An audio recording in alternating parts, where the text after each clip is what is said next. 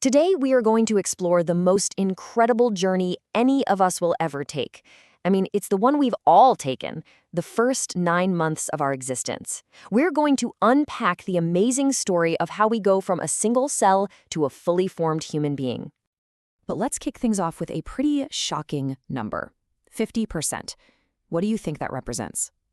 Well, that's the percentage of all fertilized eggs that, for one reason or another, don't actually survive to implant in the uterine wall in those first 2 weeks. Wow, it's a huge reminder of just how fragile and, frankly, how miraculous the start of life really is. So let's get on the same page. What are we talking about when we say prenatal development?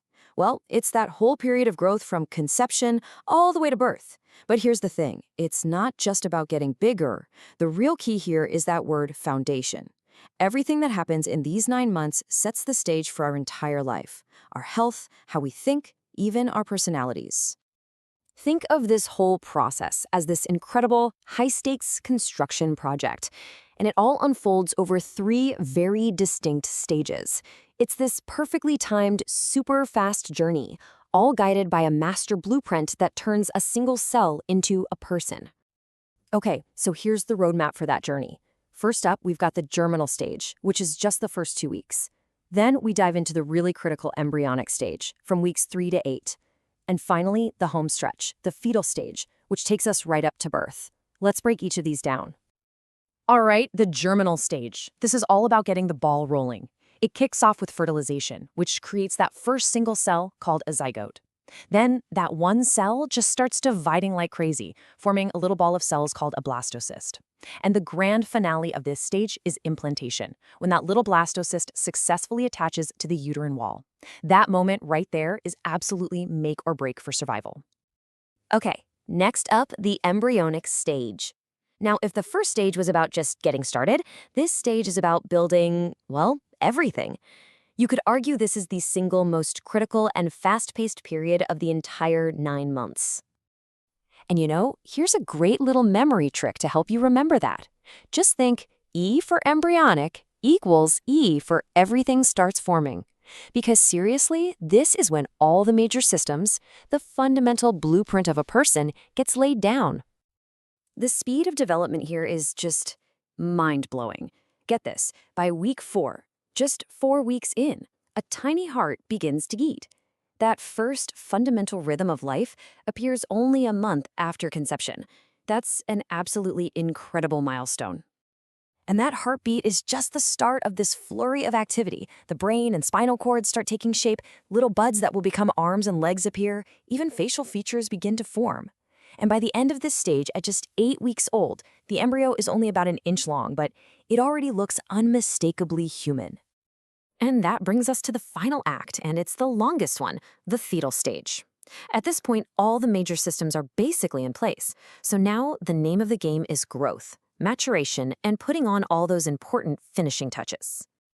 Now, there's a really important concept in this stage called the age of viability. This happens around 24 to 25 weeks.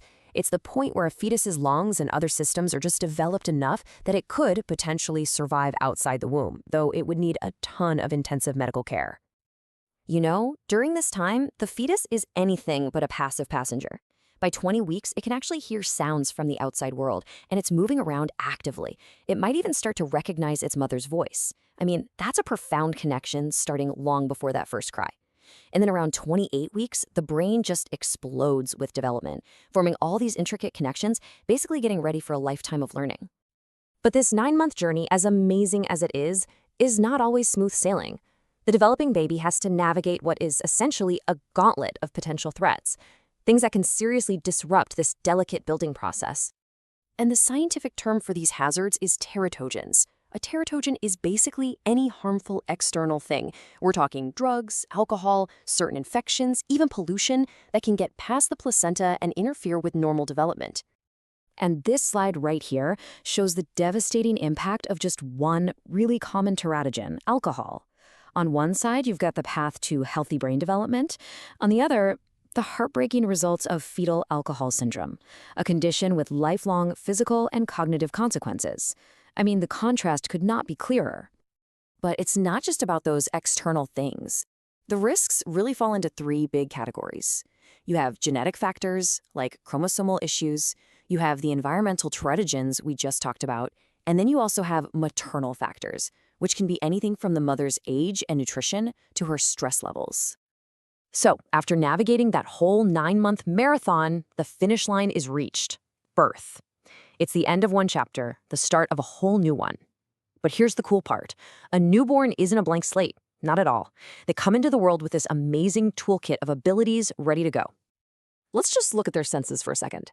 A newborn's vision is fuzzy, yeah, but it's perfectly focused at about 8 to 10 inches away. Guess what? That's the exact distance to their mother's face during feeding.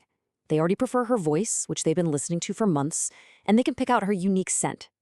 All of these senses are fine-tuned for one main job: to connect. And beyond their senses, newborns come preloaded with a whole set of automatic survival reflexes. It's like built-in software. If you touch a baby's cheek, they'll instinctively turn their head to that side. That's the rooting reflex, helping them find food.